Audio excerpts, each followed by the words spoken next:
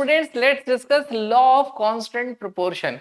Law of constant proportion, as the name suggests, constant means जो कभी change नहीं होता.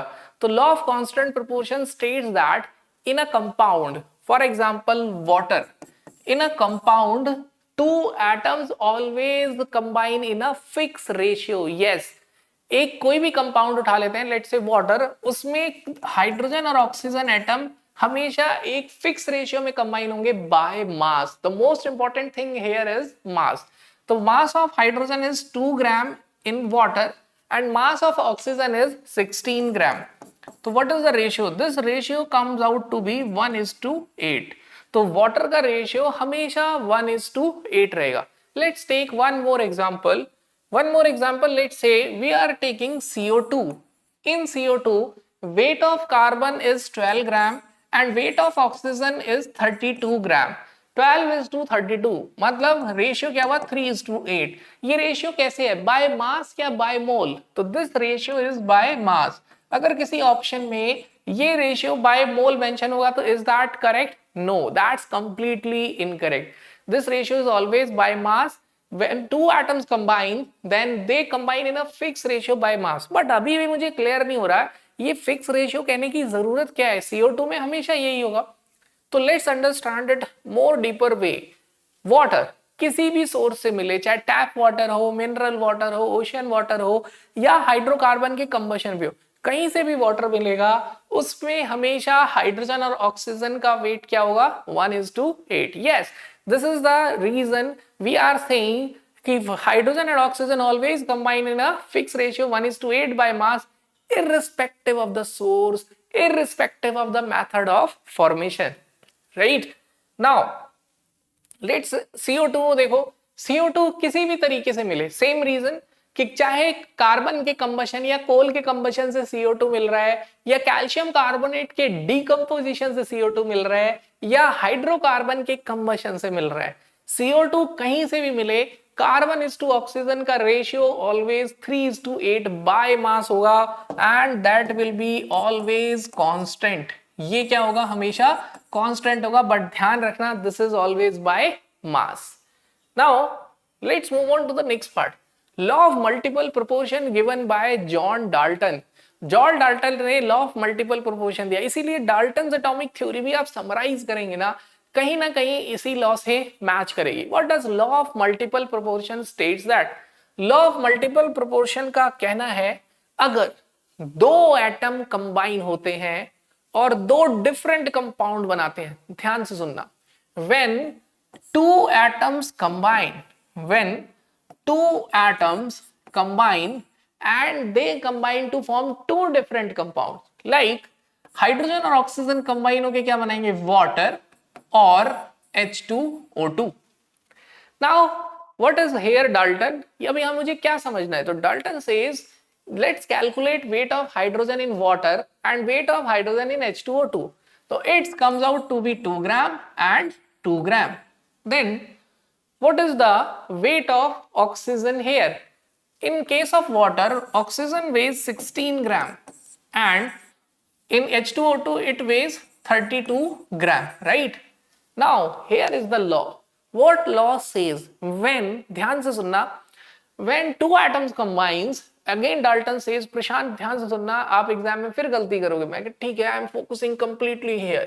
कहते हैं when two atoms combine to form two different compounds H2O and H2O2, then fix weight of one element. तो जो किसी एक एलिमेंट का वेट फिक्स होना चाहिए, which is hydrogen in this case. इस केस में क्या है? हाइड्रोजन. ये भी 2 ग्राम, ये भी 2 ग्राम, तो दोनों 2 ग्राम है. फिक्स वेट तो करने की जरूरत ही नहीं है, क्वेश्चन में ही है, दैट्स गुड फॉर अस.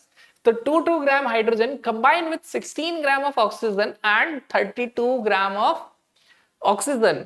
तो fix weight of one element combining with other bear simple ratio. तो प्रशांत अगर आप हाइड्रोजन किसी एक एटम का वेट फिक्स कर दोगे, जैसे यहाँ हाइड्रोजन में दोनों तरफ 2 है, तो ये जो दूसरा एटम कंबाइन हो रहा होगा ये आपस में सिंपल रेशियो बियर कर रहा होगा.